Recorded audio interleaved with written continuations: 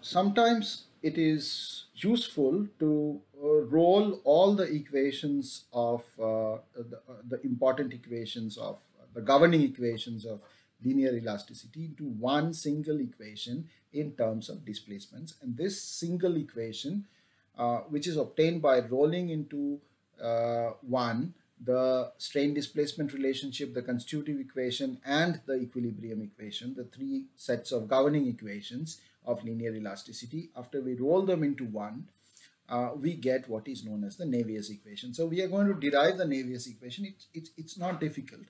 So we start with the strain displacement relations, let's say. So epsilon ij we know is half ui comma j plus uj comma I.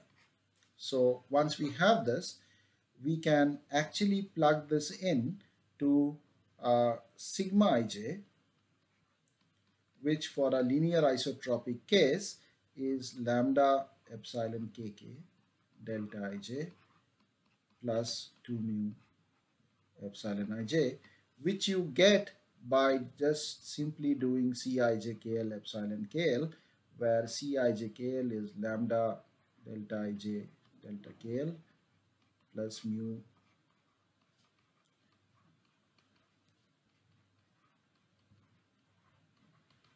So if you use this times epsilon kl, this is what you will get. This is the constitutive equation.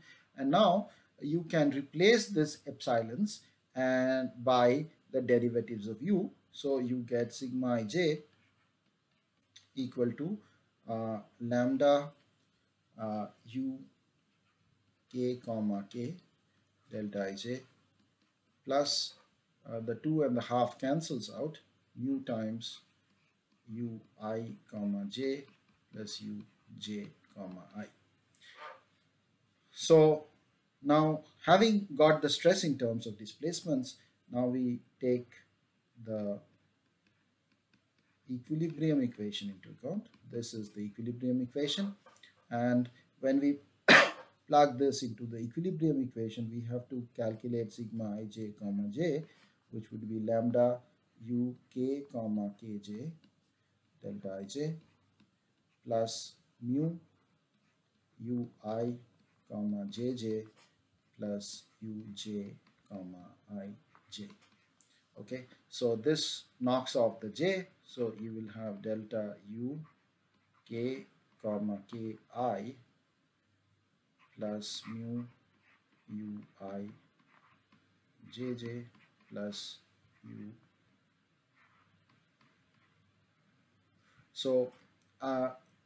So this term is actually del square uj del xi del xj, and we know that the order of differentiation does not matter. So this would be same as uj comma ji.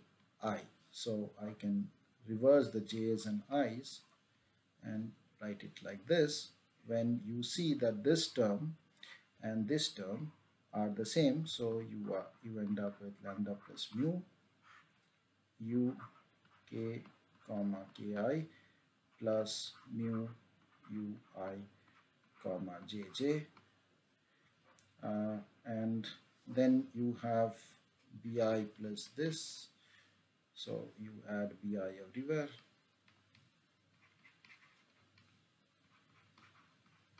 and that should be equal to 0 according to this. So this is what we do for the Navier's equation. So this is what we get as the Navier's equation. This is the Navier's equation, and if you want to convert this into vector form, then this is easy. This you can see ui comma kk is simply del square ui del xk del xk, which is basically this. So that's what we have used. We have used this vector u here because this is I is a repeated index, and this is a representation of 3 equations, and so is this. So you write this for the first component u1, second component u2, third component u3. So del square of u1, del square of u2, del square of u3, that's how it goes. So this second term here, this one, is slightly difficult to figure out, but not too much. So you can write this as del xi of del uk del xk. So that's how you can write it as. And as you can see, this is actually this, and you can write this as gradient of divergence of u. You can easily see that this is the case by, maybe we go back to the make some space here.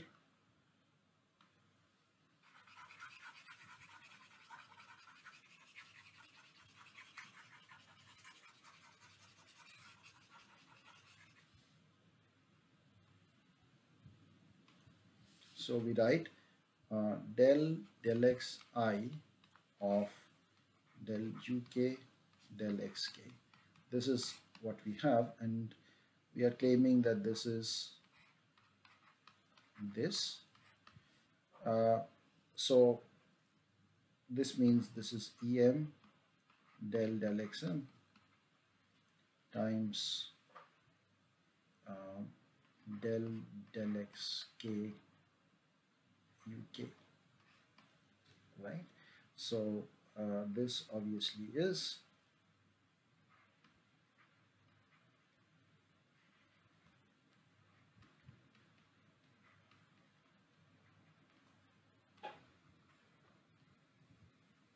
okay, which is the same as this, and therefore in vector form, this is your Navier's equation. It's an equation that is derived by using the strain displacement relations into the stress strain relations of isotropic elasticity into the equilibrium equations, and then you get the Navier's equation, and these two are equivalent representations. Now,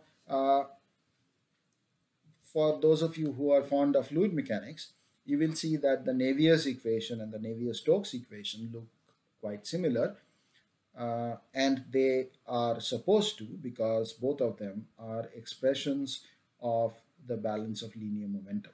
So they are balance of linear momentum expressed in the form of a local equation, in the form of a strong in a strong form. However, there are important differences between what you see here as Navier's equation and the Navier-Stokes equation of fluid mechanics. It would be very instructive for those of you who are interested in fluid mechanics to look at this equation and the Navier-Stokes equation. Both of them come from the same physical principle, and try to figure out what are the differences between them. So this is a very, very interesting exercise, and this will, I believe, teach you quite a lot. So we'll stop here with the Navier's equation.